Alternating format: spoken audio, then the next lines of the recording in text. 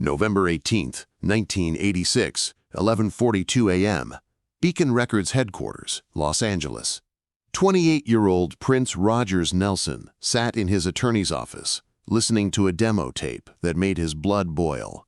The song playing through the speakers was Electric Heaven, a track he had written and privately recorded 6 months earlier at Paisley Park, a song that had never been released, never been heard by anyone outside his inner circle.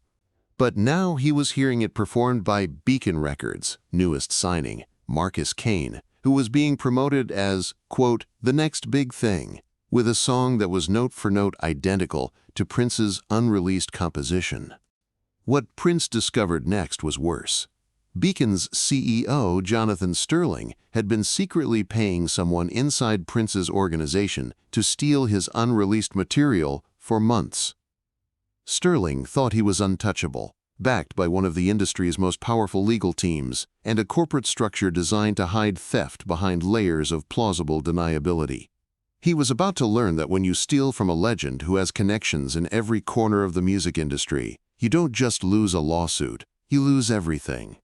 If you believe that true power means having the ability to protect your art and destroy those who try to steal it, and that some people only understand consequences when those consequences cost them everything they've built, please subscribe to witness the moment when artistic justice became financial annihilation.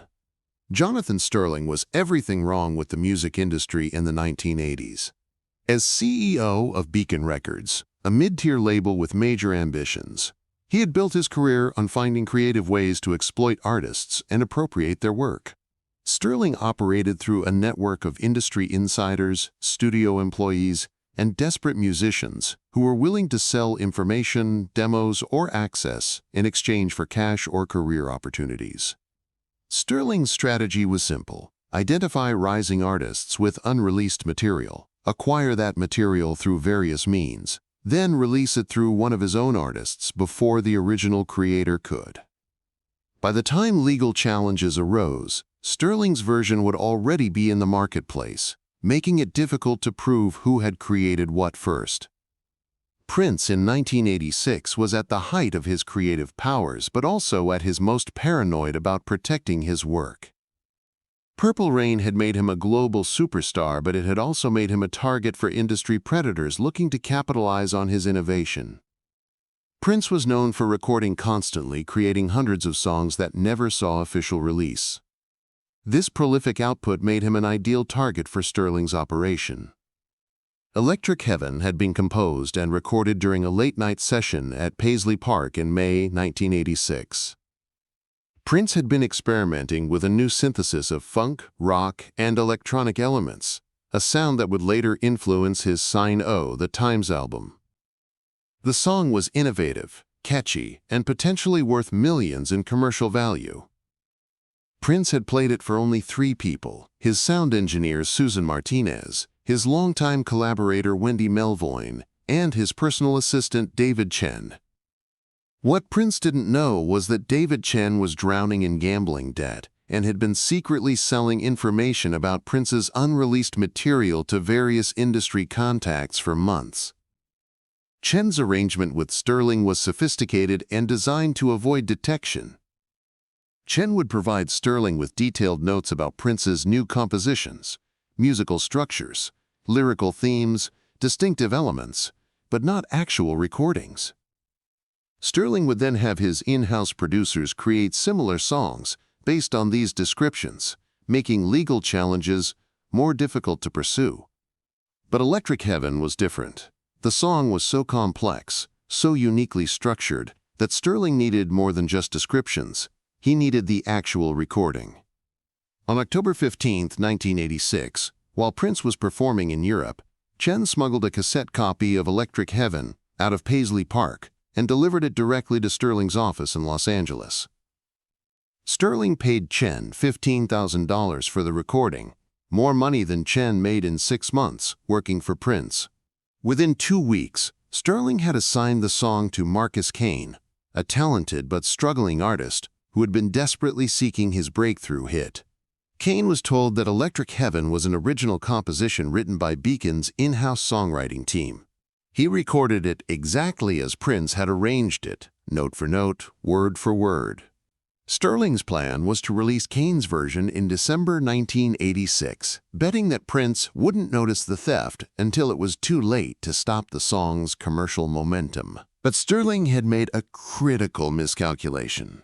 He had underestimated both Prince's network of industry contacts and his willingness to use that network to destroy anyone who crossed him.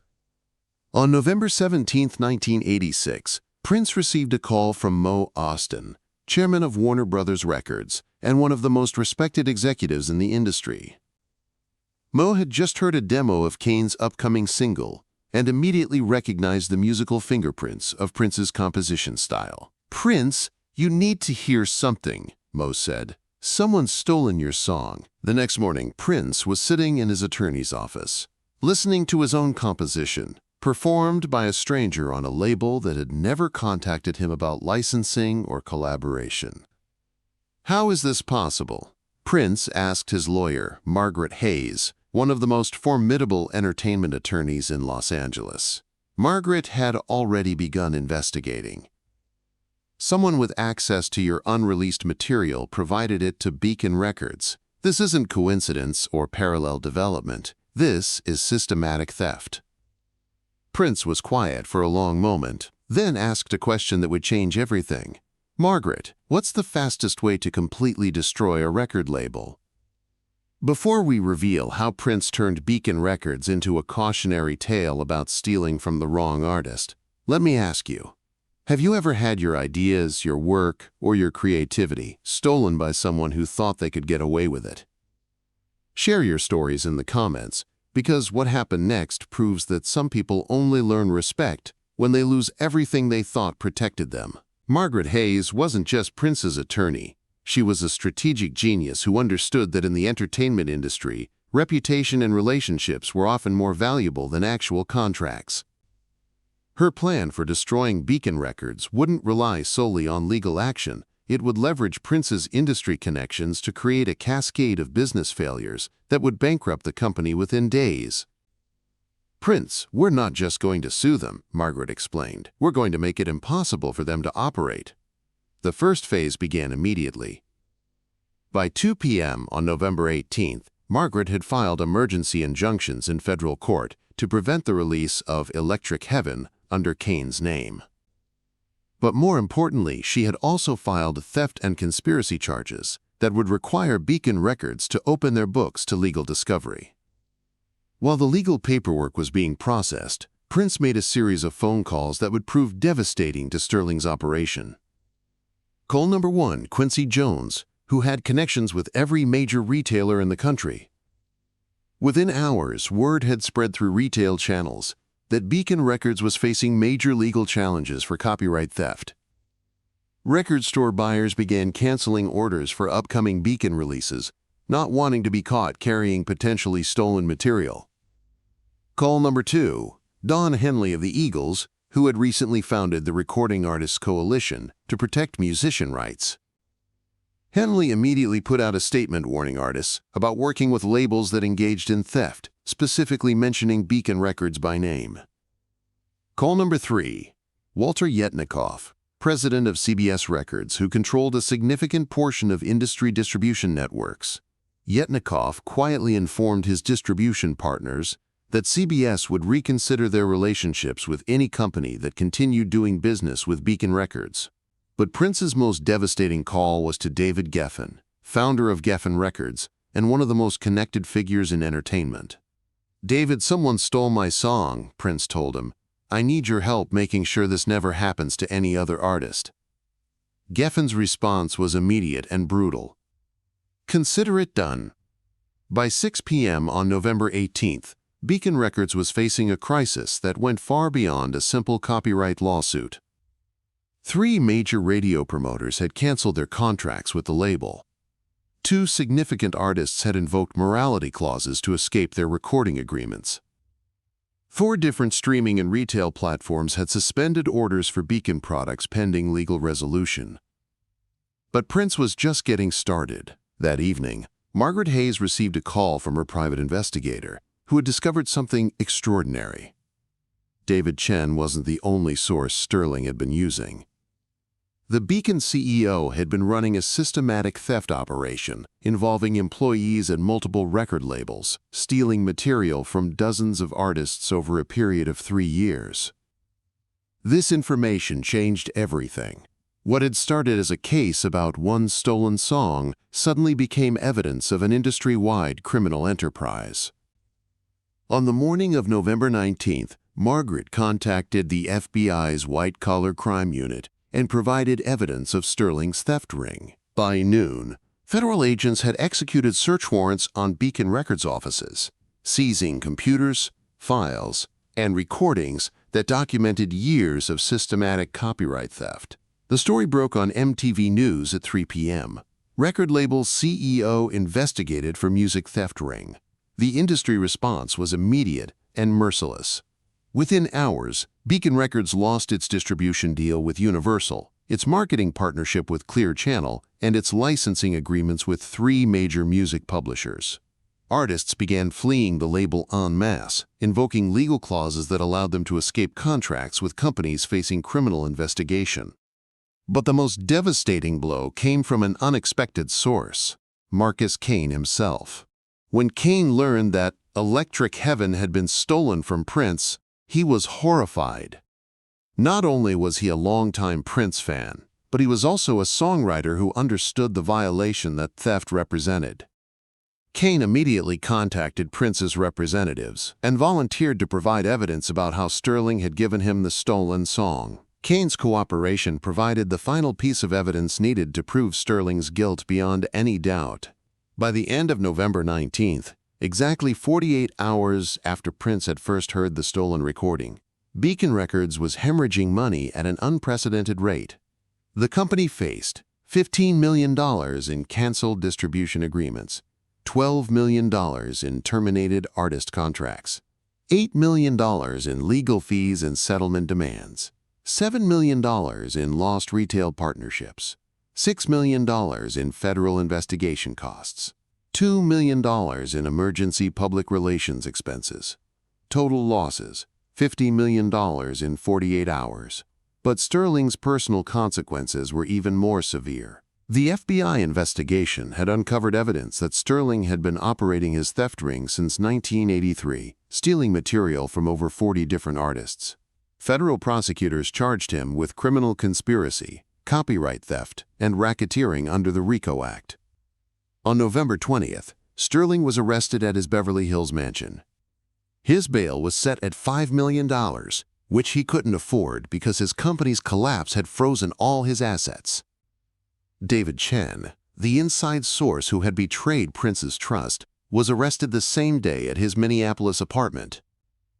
Chen's cooperation with law enforcement helped prosecutors build cases against Sterling and several other industry figures involved in the theft ring. But Prince's justice didn't end with Sterling's arrest. In December 1986, Prince established the Artist Protection Foundation, a legal aid organization specifically designed to help musicians fight theft and exploitation in the music industry. The foundation's first case was providing legal support to the 40 artists whose work had been stolen by Sterling's operation. Marcus Kane, the artist who had unknowingly recorded Prince's stolen song, became one of the foundation's first major success stories. Prince personally helped Kane secure a new recording contract with a legitimate label and co-wrote several songs with him for his debut album. Kane's single Redemption, a song about learning from mistakes and standing up for what's right, became a top 10 hit in 1987. Jonathan Sterling was convicted on 23 federal charges in 1988 and sentenced to 12 years in prison. Beacon Records filed for bankruptcy in 1987, with its remaining assets sold to pay legal settlements to the artists Sterling had victimized. The Sterling case became a landmark in music industry law, establishing new precedents for prosecuting systematic theft and creating stronger protections for artist intellectual property.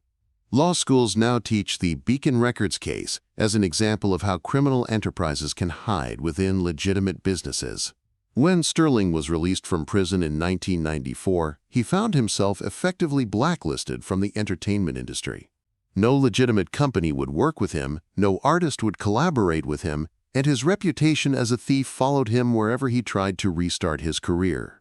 In 2016, when Prince passed away, Sterling gave a rare interview to Rolling Stone magazine. "I thought I was just stealing from one artist," Sterling said. "I didn't understand that I was stealing from someone who had the power to destroy everything I had built. But more than that, I didn't understand that what I was doing was wrong. Prison taught me that theft is theft, whether it's stealing a car or stealing a song." Prince didn't just destroy my company. He taught the whole industry that stealing from artists has consequences. David Chin served 2 years in federal prison and was banned from working in the music industry for life.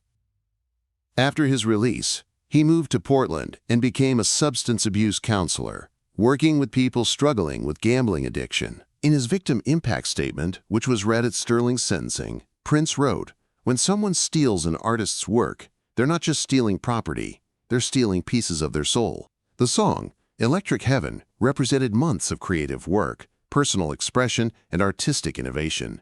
Mr. Sterling thought he could take that and sell it as his own. Today's verdict proves that artists have the power to fight back against theft and win. The Artist Protection Foundation continues to operate today, having helped over 2,000 musicians fight theft, exploitation, and industry abuse. The foundation's motto, inspired by Prince's response to the Sterling theft, reads, "Protecting art by empowering artists." Electric Heaven was finally released by Prince in 1987 as part of his Sign O, the Times album, where it became a critical and commercial success. The song's liner notes include a dedication to every artist who has had their work stolen. Your voice matters, your rights matter, and justice is possible. The Marcus Kane version of the song was never officially released, though bootleg recordings circulated as historical curiosities. Kane donated all the recording materials to the Artist Protection Foundation, where they're displayed as part of an exhibit about music industry theft. Prince Rogers Nelson proved that when you steal from someone who has built genuine power through talent, innovation, and industry relationships, you don't just face a lawsuit, you face the complete destruction of everything you thought protected you. Sterling learned that theft isn't just morally wrong. In an industry built on relationships and reputation, it's also financially suicidal. The man who thought he could steal Electric Heaven discovered that Prince had the power to turn his corporate empire into a very real hell. Because true legends don't just create art, they have the resources and the will to protect it from anyone who tries to profit from their genius. If this story reminds you that justice isn't just about legal victories, but about using power responsibly to protect others, and that true artists understand their success means nothing if they don't use it to fight for what's right, please subscribe to keep these stories alive, because the world needs more artists who understand that when someone steals from you, the most powerful response isn't just getting your property back, it's making sure they can never steal from anyone else again.